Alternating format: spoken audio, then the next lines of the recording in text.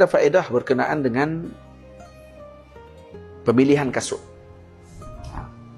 Pemilihan selipar ataupun kasut pada hari raya atau hari-hari biasa. Al-Imam Ibn Sirin rahimahullahu ta'ala mengatakan, lubsun na'lis sauda yurisun nisyan. Memakai selipar atau kasut yang berwarna hitam itu mewarisi kelupaan. Tamam? Dan daripada Sayyidina Ali dan Sayyidina Ibnu Abbas radhiyallahu taala anhum, man labisa na'lan safra lam yazal fi sururin ma dama labisuha. Dan sesiapa yang memakai pakaian yang memakai kasut atau capal yang berwarna safra. Safra ni warna apa? Warna bunyi, kekuningan. Maksudnya kuning ni maksudnya warna bunyi. Kau safra tu warna kuning tu. Sebab tu kata Maulana Syekh Yusri hafizahullah, kata Nabi berpakaian dengan pakaian ahmar. Boleh jadi ahmar makna dia juga bunyi. Makna dia warna macam koko. Jadi saya sendiri memang boleh tengok kasut, jarang ada kasut hitam. Satu memang tak minat kasut hitam.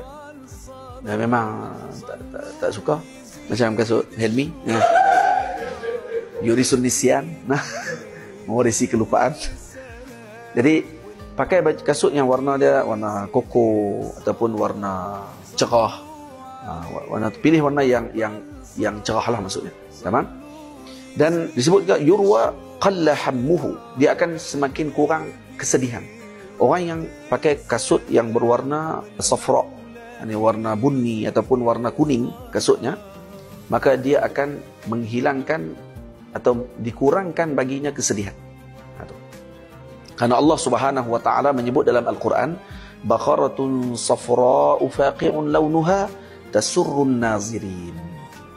Karena tasurrun nazirin, orang yang melihatnya akan rasa gembira, maka berpakaian dengan kasut yang warnanya kekuningan ataupun warnanya bunyi yang bukan warnanya hitam, maka ianya akan menyebabkan kegembiraan masuk ke dalam hati kita insya-Allah taala.